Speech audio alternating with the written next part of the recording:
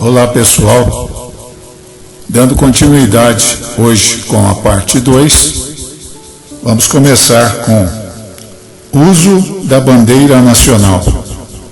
As embarcações de esporte e recreio, exceto as miúdas, inscritas na CP, DL, AG ou registradas no TM, deverão usar na popa a bandeira do Brasil nas seguintes situações: A.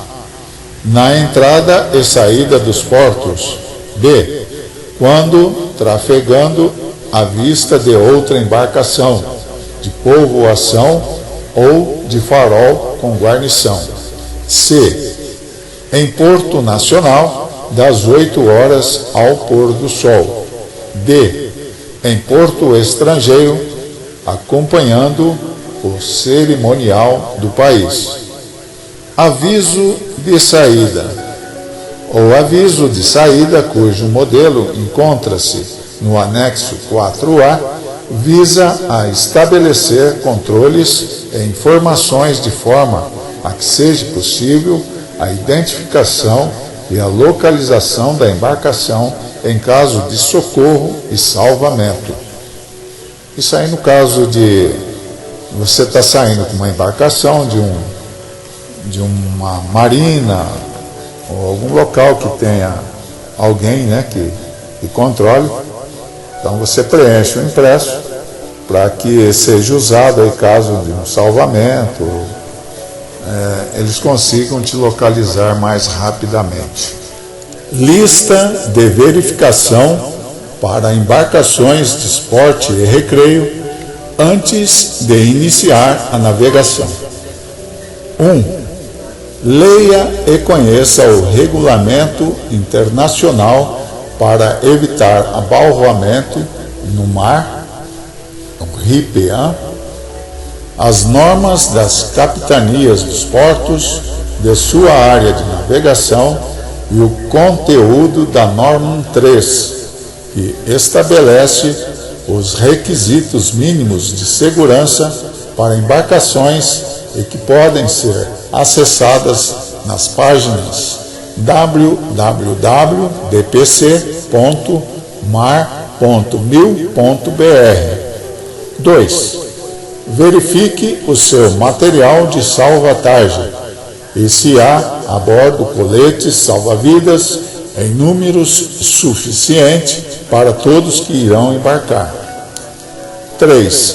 Inspecione o seu material contra incêndio, verificando o prazo de validade e o estado de conservação dos extintores. 4.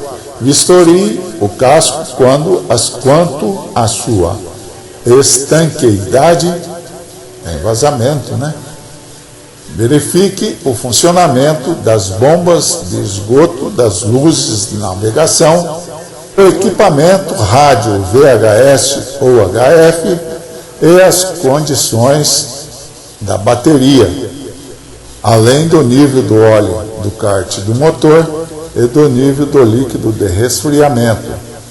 Verifique também a integridade do sistema de combustível e se não há vazamento no compartimento dos motores. Aí no caso de embarcação grande, 5. Faça o planejamento do seu trajeto.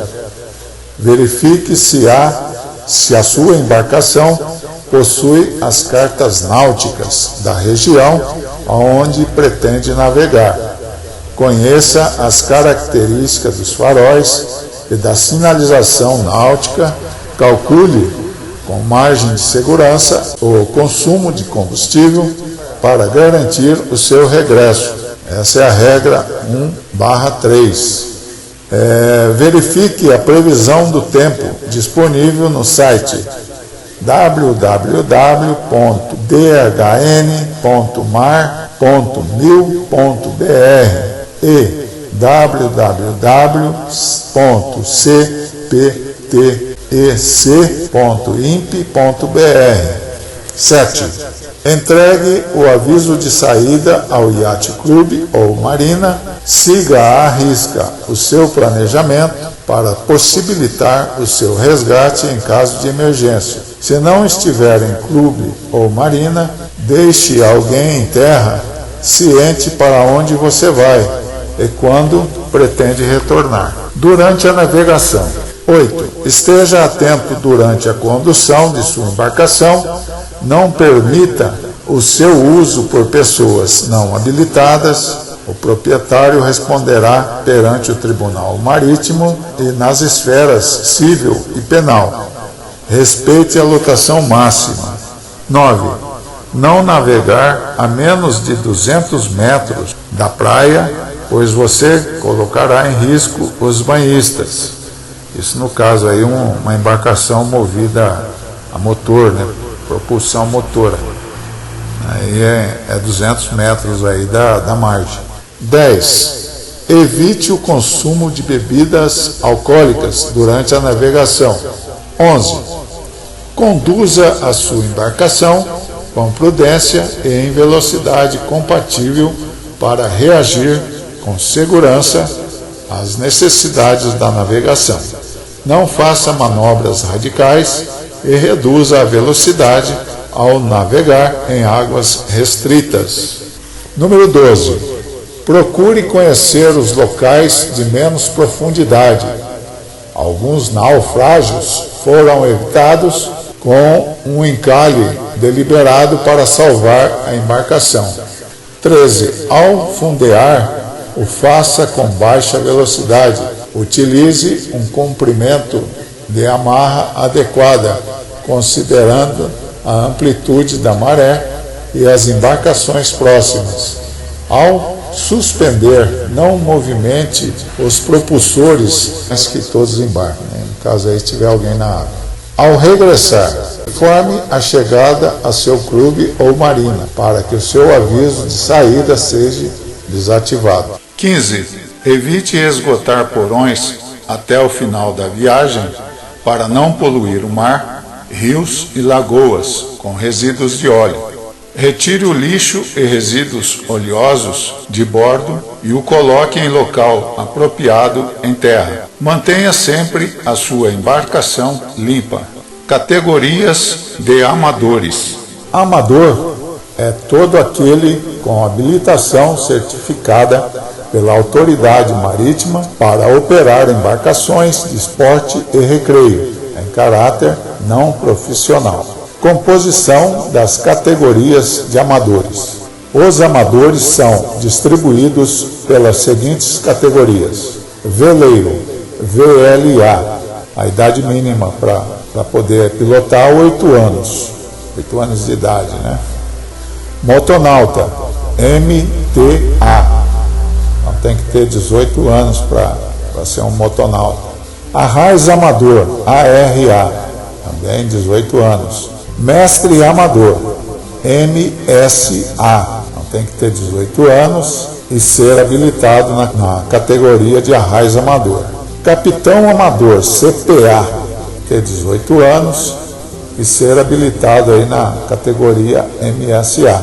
Então tem toda uma sequência aí, né? Não pode passar de uma categoria para outra sem ter passado lá pelo arraiz amador. Veleiro, apto para conduzir embarcações à vela, sem propulsão a motor, nos limites da navegação interior. Para a emissão da CHA, na categoria de veleiro, o interessado deverá possuir idade mínima de 8 anos de idade. Motonauta, apto para conduzir moto aquática nos limites da navegação interior. Arraiz amador, apto para conduzir embarcações nos limites da navegação interior, exceto moto aquática. Então não adianta ter o arraiz amador, se não tiver a MTA, não vai poder pilotar aí a moto aquática. Mestre amador, apto para conduzir embarcações entre portos nacionais e estrangeiros nos limites da navegação costeira, 20 milhas, né, da margem, exceto moto aquática. Então não adianta ser mestre e não vai poder pilotar aí a moto aquática. Para a realização destes exames, o candidato deverá ser habilitado na categoria de arraiz amador. Então, aquela história, né? Tem que ter o arraiz para poder virar aí um mestre amador. Capitão amador apto para conduzir embarcações entre portos nacionais e estrangeiros sem limites de afastamento da costa, exceto mota aquática. As insígnias facultativas, isso aí você usa se quiser, né? Os amadores que assim o desejam poderão utilizar as insígnias representativas das categorias. Poderão ser bordadas nas lapelas, broches, divisas, camisetas e bonés. O arraiz amador é uma âncora dourada com as letras AA, arraiz amador. O mestre amador, duas âncoras douradas cruzadas com as letras MA. Capitão amador, duas âncoras douradas cruzadas com dois barretes dourados. Capítulo 2, embarcação e estrutura. Embarcação é uma construção flutuante feita normalmente de madeira ou ferro, que transporta com segurança sobre água, salgada ou doce, pessoas ou carga. Navio é o termo normalmente empregado para designar embarcações de grande porte. Embarcação de grande porte ou iate é considerada embarcação de grande porte ou iate com comprimento igual ou superior a 24 metros. Embarcação de médio porte é considerada embarcação de médio porte aquelas com o comprimento inferior a 24 metros, exceto as miúdas. Embarcação miúda são consideradas embarcações miúdas aquelas com comprimento inferior ou igual a 5 metros, ou com comprimento menor que 8 metros, que apresente as seguintes características: convés aberto ou convés fechado, sem cabine, habitável e sem propulsão mecânica fixa, e que, caso utilize motor de popa, esse não exceda 50 HP. Então, um barco aí de 6 metros, com um motor aí de 40 HP, é considerado então uma embarcação miúda. É vetada, não pode, as embarcações miúdas, a navegação em mar aberto, exceto as embarcações de socorro. Partes de uma embarcação. Então tem a proa, do lado ali na sequência da proa, vindo para trás para a popa, tem a bochecha, o través é o meio do barco, a aleta é antes da popa. Bombordo, você sentado aí de frente para a proa, a direita é boreste e a esquerda bombordo. Proa é a região da extremidade devante da embarcação. Estruturalmente tem a forma exterior afilada para melhor cortar a água. A proa é a origem de contagem das marcações relativas. Corresponde a 00 graus, 0 grau relativo. Popa é a região da extremidade de ré da embarcação.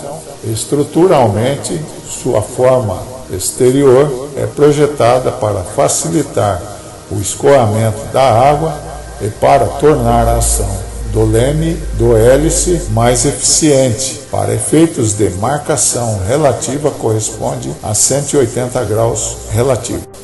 Bordos são os lados da embarcação, ou seja, as duas partes em que o casco é dividido por um plano de corte, a proa e a popa, denominados boreste, BE, boreste é a direita e bombordo à esquerda. Bochechas são as partes curvas do costado de um bordo e de outro, junto à proa. Para efeito de marcações relativas, a bochecha de boreste, à direita, está aos 45 graus da proa, e de bombordo, à esquerda, está aos 315 graus dela. Través não é uma parte da embarcação, e sim uma posição em relação a ela. Tal posição é perpendicular à linha proa-popa, aproximadamente a meio navio. Para efeito de marcações relativas, través de boreste está aos 90 graus da proa e de bombordo aos 270 graus dela. Alheta, parte do costado de um e de outro bordo, entre o través e a popa. Para efeito de marcações relativas, a alheta de boreste está aos 135 graus da proa e a de bombordo aos 225 graus dela. Comprimento. Existem várias maneiras de se medir o comprimento de uma embarcação, cada uma delas destinada normalmente a um fim específico. É entendido que, quando nada mais seja especificado, o comprimento se refere ao comprimento total, distância horizontal medida entre perpendiculares a um plano horizontal que contém a linha proa-popa da embarcação e que passam pelos pontos extremos da embarcação na parte devante e na parte de ré. O comprimento total também comumente denominado de comprimento roda a roda. Boca é a maior largura da embarcação. Pontal é a distância vertical medida do convés até um plano horizontal, que vai até a quilha da embarcação. Calado é a distância vertical entre a superfície da água e a parte mais baixa da embarcação, no ponto considerado. É importante conhecer sempre o calado da embarcação. Borda livre é a distância vertical medido entre o plano de convés e a superfície da água, normalmente na parte de maior largura da embarcação. Com o deslocamento máximo, a borda livre atinge seu limite mínimo. Contorno é a medida tomada normalmente na parte mais larga da embarcação, de borda a borda, passando pela quilha. Quilha é a espinha dorsal da embarcação, na qual se inicia a construção da mesma. Trim é a inclinação para extremidades, isto é, diferença entre o calado avante e o calado a ré.